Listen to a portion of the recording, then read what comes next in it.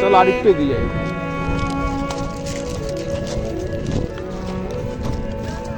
এবার আমরা আরো একটু এগিয়ে গিয়ে প্রাসাদের একদম সামনে দাঁড়ালাম।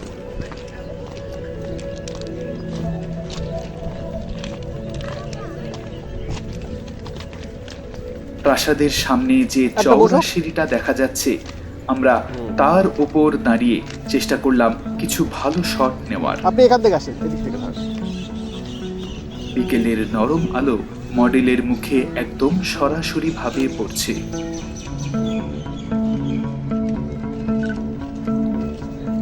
আচ্ছা, বাস একটু স্মাইল আনবে। হ্যাঁ,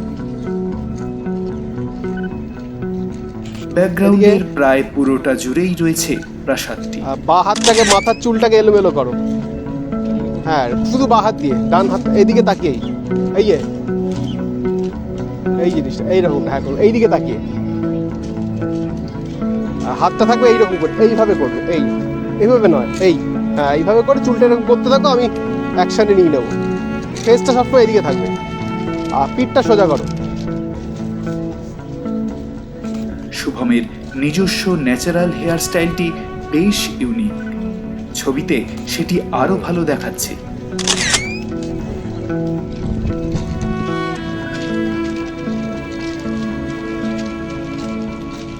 আলো সামান্য কমে আসায় আমরা ফ্ল্যাশের সাহায্য নিলাম, তবে সেটিও খুবই সামান্য।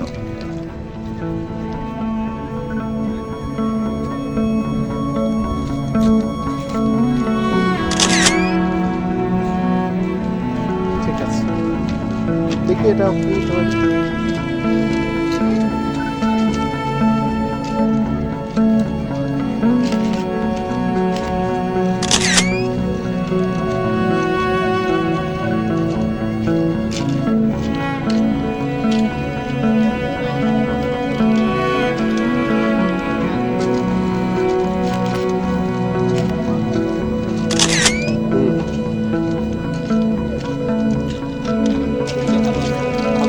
ঠিক আছে সব।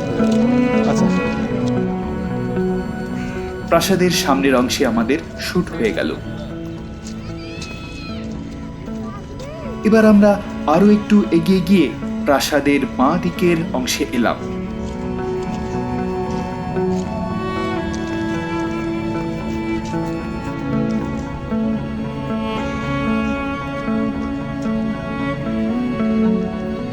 এখানে যত্ন করে কাটা গাছ এবং দূরে ল্যাম্পপোস্টটি দেখে মনে হলো এখানে বেশ কিছু ভালো শট নেওয়া যাবে।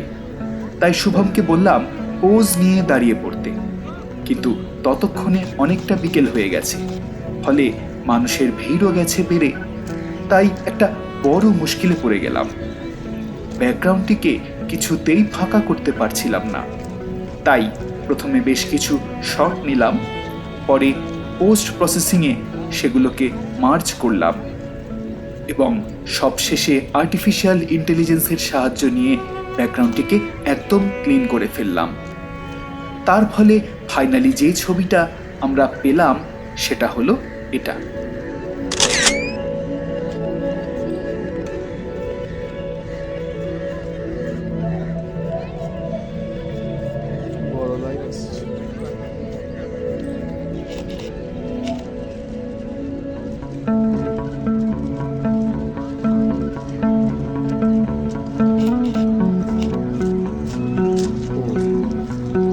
ঠিক আছে,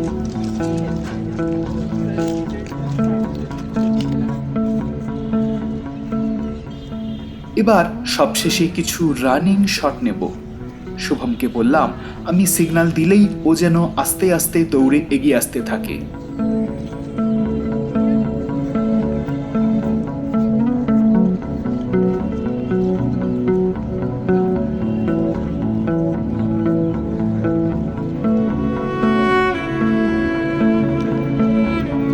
আরেকবার নেবো, দৌড়ে আসবে এবার।